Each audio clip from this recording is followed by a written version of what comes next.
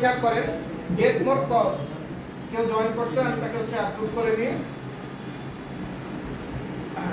তো যেটা আমরা দেখছিলাম আর কি যে আমরা গেট মোর কলস আর ওয়েবসাইট ভিজিটর তো ডিফারেন্স কি, একটা জায়গায় ডিফারেন্স, তাই তো একটা জায়গায় কল বাটন আর একটা জায়গায় হচ্ছে website button.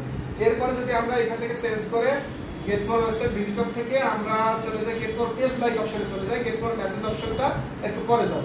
Get more page like অপশনে গেলাম, সেভ দিলাম।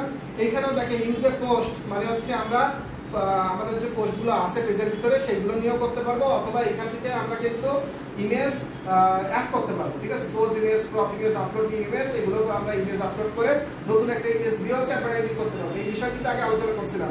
কনসেপ্ট ক্লিয়ার আছে না সবার? আচ্ছা, তারপরে এখানে বাটন হচ্ছে একটাই, লাইক পেজ বাটন। এই যে এখানে এসে একটা থামস আপ বাটন থাকবে, তারপরে এখানে অ্যাডভার্টাইজ ক্রিয়েটিভ আর যা যা আছে সব সেম। ঠিক আছে, ওয়েবসাইট ভিজিটরের ক্ষেত্রে আমাদের তো এখানে ওয়েবসাইট লিংক বসাতে হবে, পেজ লাইকের ক্ষেত্রে আমাদের কিছুই বসাতে হবে না। জাস্ট হচ্ছে আমাদের এখান থেকে অবজেক্টিভ চুজ করতে হবে পেজ লাইক, তারপরে আমাদের কন্টেন্ট যদি আমরা চেঞ্জ করতেছি চেঞ্জ করলাম, না হলে হচ্ছে আমরা এক্সিস্টিং কন্টেন্ট হচ্ছে দিয়ে দিলাম।